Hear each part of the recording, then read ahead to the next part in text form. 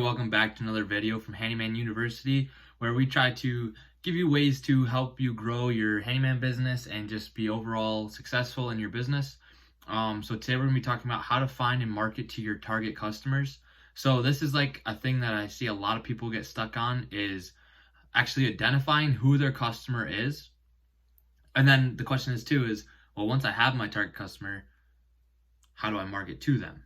Well, that's another thing too. So first off, let's just start with finding your target customer. So there's a couple little things that you need to do to identify your target customer. So when you're thinking about who do I want, and your target customer is who you want to work for, your ideal customer, one that you get and you're like, okay, that was who I want to work for every single time, that type of person. So a couple things. First, location. How far of a radius do you want to work around where you live? That's basically the location, or essentially, just where do you want to work, I guess. So you need to identify that. Once you have that, you need to figure out income. So you don't want to work in an area, generally, that you know is a super poor area. You want to find the upper end zip codes, high-end homes, stuff like that, right? I mean, depending on your service, but generally, for most cases, that's going to be your target customer. So you want to know where's the place to be. Along with that is age. Generally speaking, the older population is going to have a higher net worth and more disposable income, at least what I have found, but also it can go the other way where they have absolutely nothing. But again, that goes to the location and those zip codes. So age, you want to find your target age. For us, our business, it technically is, we've only worked for probably like 10 people under, I dare say, 40. I mean, there really isn't many that call us under 40. They're all usually retired, like 60 plus, and it's just, we're kind of in an older demographic, our area, but they all have quite a bit of money, so I am cool with it. And you get usually lunch and snacks and all that stuff, so hey, it's a big plus. Why not, right? Employment, you want to figure out, kind of depending on what your services are, okay, do I want to target somebody that is, say, a young professional doing software or something, where they don't have time or the knowledge or don't care to do some maintenance things? Okay, you want to maybe target those people. This is like a development where a lot of young tech people are. Let's go for that. Stuff like that. Employment, what did they do? Basically, and kind of goes along with income potentially. And then lastly, probably, I mean, there might be a couple other things that you can niche down into, but these are the big ones. Maybe family size or family status. So I guess this is kind of one of those, I guess, not a big topic or not a big category that you really got to worry about, but also, do they have families? Do people in this area have families? Depending on what your services offer, this might benefit you a lot. Like, let's say you do a lot of drywall repair. Well, you want to target areas with lots of kids, because realistically, those kids are putting holes through the drywall very often. I know, at least when I was growing up, my siblings and I, we had our fair share of drywall incidents. So that could be another one, just a potential there. So great, we got our categories. You filled out your thing. I found a general outline of my customer that I'd like. How do you find them? Well, here's the beauty of it. Let me show you here. Let me get this situated. So here's how you actually then, once you find your target customer, here's how you actually find where those customers are living and where you need to target maybe some of your other marketing strategies, which we'll talk about here in a minute. So here we are on the USPS Postal Service website. Up here you can see the URL, which you might not be able to on this, but it's just the USPS.com or whatever. So this is the every door direct marketing, direct mail or whatever.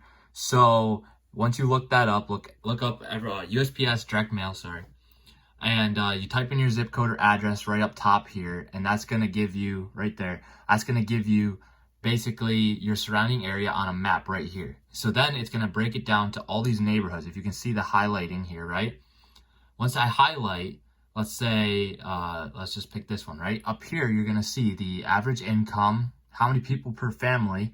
So you got 1.9 people per household, I guess is how that is. And then here's your age range, right? Which you can change based off your target audience or your target customer. Whatever that customer age is that you'd like to target, you enter that in, right? So say you want to target oh, let's say 45 to 65, let's just say, right? Boom. Okay. Now it gives you the percentage of the population in this zip code here, this area, that falls into that range. So you can see here there are 625 residential houses in this area right here. And the average age, or the 65% of the people are between age 45 and 66. And then you can see here their average income. So that also gives that. And then the cost here, that's if you were to send pieces of direct mail out to those households. That's how much it would cost you to send to those 625 people.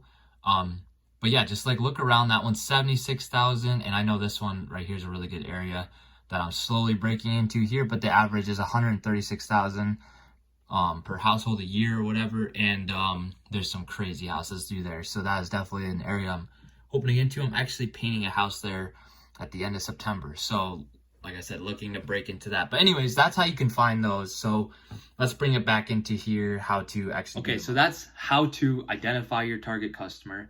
Now, how do you market to that? You might be asking. Well, several ways. You can take that information and enter it into Google, Facebook ads, and target those areas and those people with all those demographics that you chose and that you have identified that if that's your target customer. Enter that in, run an ad against it. You can have success with that too. But say you're not really looking forward to doing that, or that's not working, whatever. Boots on the ground marketing has actually been the best for us this year. All the online marketing, complete garbage for us this year. And it's worked in the past. We've done nothing different. We've changed things up a little bit different too to try to tweak it to fit the new times. I don't know. Nothing's working. Boots on the ground, door hangers, best friend. I'm going to make a video about that soon. Door hangers are phenomenal this year. So even doing this direct marketing here with the USPS, that's probably something I would look into. I would really look into hard in these neighborhoods that you choose. Choose that neighborhood. Yard signs, door hangers, direct mail. Honestly, I think that's a winning strategy. Yes, some people are going to hate you, but a lot of people are going to call. And it's just a numbers game, really. Just get out there. People got to see you several times. People, even after all that, are still not going to know who you are, recognize you. And eventually down the line, they might call you and you'd be like, how'd you not see this? They're like, we've been looking for years for someone. And you'd be like, how'd you not see all of our stuff? But it's going to happen. Just keep with it and don't overdo it. I would recommend maybe doing it once a year, twice a year, maybe not all three of them the second time, or just space them out. I do all three to start, definitely for sure. But then retarget kind of slowly. Don't go all bombarding them again, because that might leave a bad taste in people's mouths. But anyways, that's how you find your target customer. That's how you market to them. I hope this helps some of you guys out. Hopefully this makes sense. You can follow it. Appreciate you watching. Maybe subscribe if you haven't. We're getting to that 1,000. Looking forward to that. And I'll see you in the next one. Thank you.